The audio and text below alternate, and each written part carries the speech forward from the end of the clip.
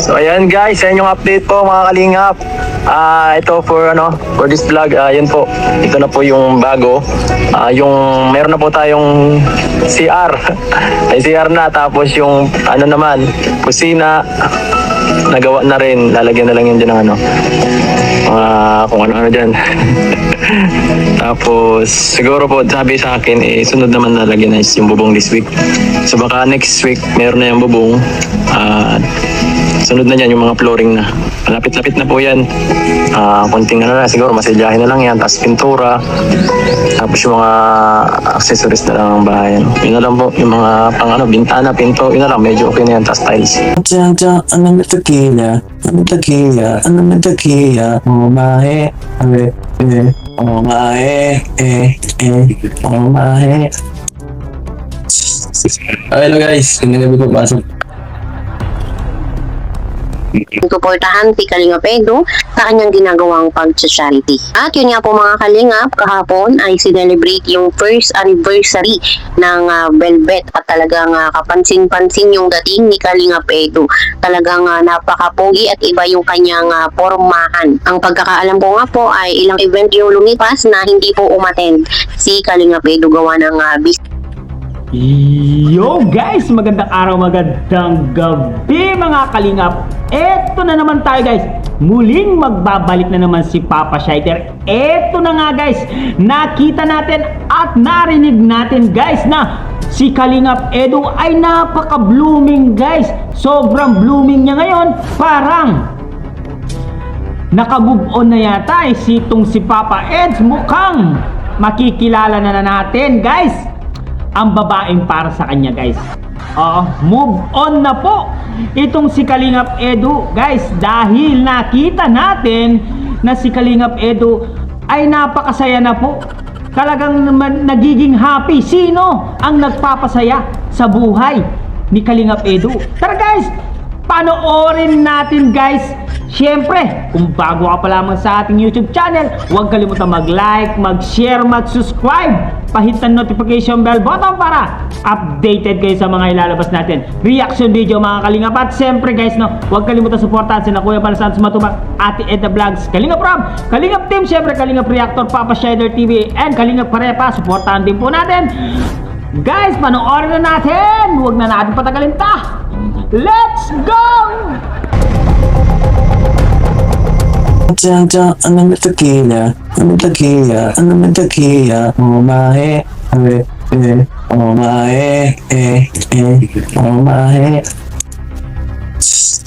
Hello guys, hindi na pasok. Ayun, at kitang-kita naman po natin mga kalingap at masaya na si Kalingap Edu. Iba yung kanyang aura at halata na nakamove on na siya sa lahat ng nangyari sa kanya. Kung atin nga pong papansinin ay talagang iba yung kanyang dating, no? Pumogi at talagang kita po natin baka sa kanyang mukha ang kasiyahan.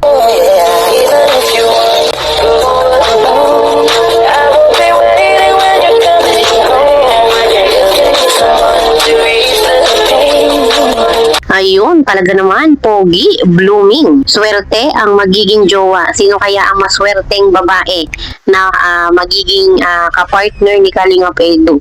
Yun pong kanyang mamahalin. No? Excited po tayong lahat na matunghayan kung sino kaya ang babaeng ito. Wala nang po problemahin dahil po si Kalingap Edu naman ay stable na sa buhay, maraming investment at responsableng lalaki.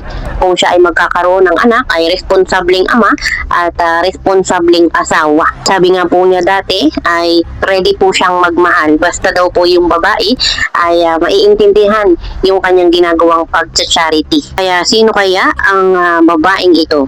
No? At alam naman po natin, si Kalingap Edu tumatanda. Siguro po mga 1 year or 2 years, siguro naman ay meron ng ipapakilala si Kalingap Edu sa lahat ng tao, no? Na ito yung kanyang mapapangasawa, yung kanyang papakasalan, naman yung mga kasama niya sa hirap at ginhawa. Bukod nga po dito mga kalingap ay kita naman po natin yung ginagawa niyang pag-charity araw-araw.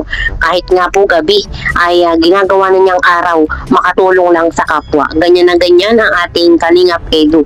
Talagang nasa puso niya ang pagtulong. Kaya patuloy po nating suportahan si Kalingap Edu sa kanyang ginagawang pag-charity. At yun nga po mga kalingap, kahapon ay sinelebrate yung first anniversary ng Velvet at talagang kapansin-pansin yung dating ni Kalingap Edu. Talagang napakapogi at iba yung kanyang pormahan. Ang pagkakaalam ko nga po ay ilang event yung lumipas na hindi po umattend si Kalingap Edu gawa ng busy po palagi. At ngayon nga po sa first anniversary ng Velvet ay naka-attend naman po siya. Sa ngayon ay wala pa pong upload si Kalingap Rob doon nga po sa nangyaring event ng Velvet. Kaya po intay lang po tayo kung kailan niya ito i-upload at lahat naman po ng ambassador at ambassadress ay naka-attend sa mismong event. Uy, pagkain na. Oh, pagkain na ako. Bishe, natakapila ka dyan. Isang kilo? Kilo lang, isang kilo din yan. Diyan na yun.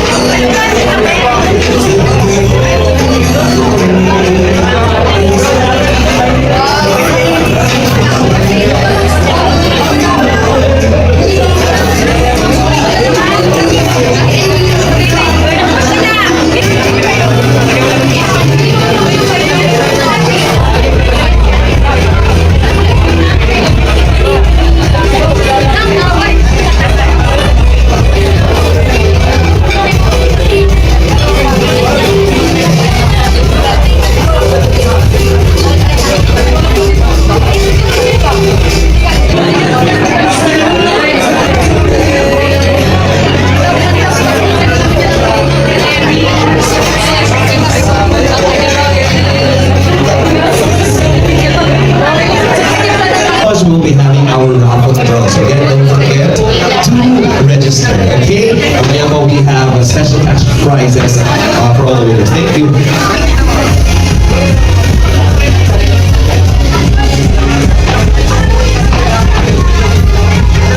Grabe, nauna na agad kayong kumain.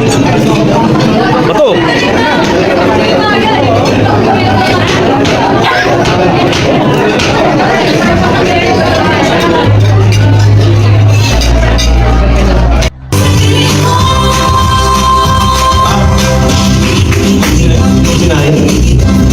Ayun, at bukod nga po dito mga kalingap, ay konting kembot na lang, matatapos na yung pinapagawang bahay ni Kalingap Edu. Kubo ay naging bahay na, naging mansion na.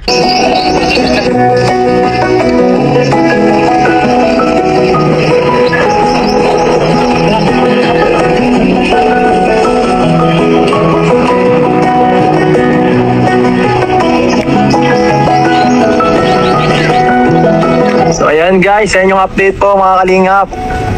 Ito for this vlog, yun po. Ito na po yung bago. Yung meron na po tayong CR. Ay CR na, tapos yung naman, kusina nagawa na rin. Lalagyan na lang yun dyan ng kung ano-ano dyan.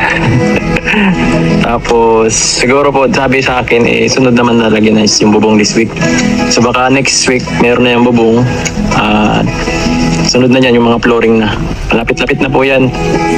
Konting na siguro masilyahin na lang yan. Tapos pintura. Tapos yung mga accessories na lang ng bahay. Yun na lang po. Yung mga bintana, pinto. Yun na lang. Medyo okay na yan. Tapos tiles. Ganda na po yan. Mga isang kalahating buwan. Tapos na po ito. Yan po. magastos din po pala. Parang aabot yata ito ng ano. Baka sabi-sabi sa akin is baka umabot ng 700 to 800,000. Nagulat ako guys. Parang kubo, ito naging ganito na. Pambihira yan. Pero at least, matibay ano, pang matagalan. Tapos sila, gumagawa sila ngayon. Medyo, ano ngayon sila? At ako ngayon, gagawin ng, ano yan, gagawin niyo pa? Ang ano yan? Ay, ano, lalagyan na ako. Pwede na na, inano nyo na. Inano nyo yung ano? Bakod. Bakod na agad. Nagbakod na agad, guys.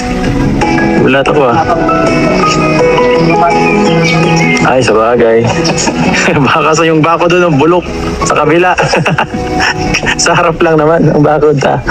Sa tagiliran wala. Pasok pa din. Pasok pa rin mag-anakaw. Maikot lang yung mag-anakaw niyan. Sa kabila naman mapunta. Huwag lang kayo maglagay ng mga importanteng gamit. Delikado pala dito. At yun nga guys, nakita natin si Kalingap Edu. Guys, pinapagawa na ang kanyang bahay, no? Sino ang ititira ni Kalingap Edu doon? Aba, abangan natin lahat ang pasabog ni Kalingap Edu kung sino ang babaeng para sa kanya. Guys, maaliwalas na po ang mukha ni Edu. Dati guys, ang payat-payat ni Edu nung last month, di ba? Naging ano yung mga isyong pinupukol sa kanya. Siyempre, iniisip niya yun. Ngayon, guys, naka-move on na po itong si Kalingap Edu. Sino kaya ang babaeng para sa kanya? Pero may balita talaga ako na meron na daw fiancé itong si Kalingap Edu, guys, no? Yun ang balabalita at mga reaction dyan na half Japanese, half Filipino daw. Totoo kaya yun guys?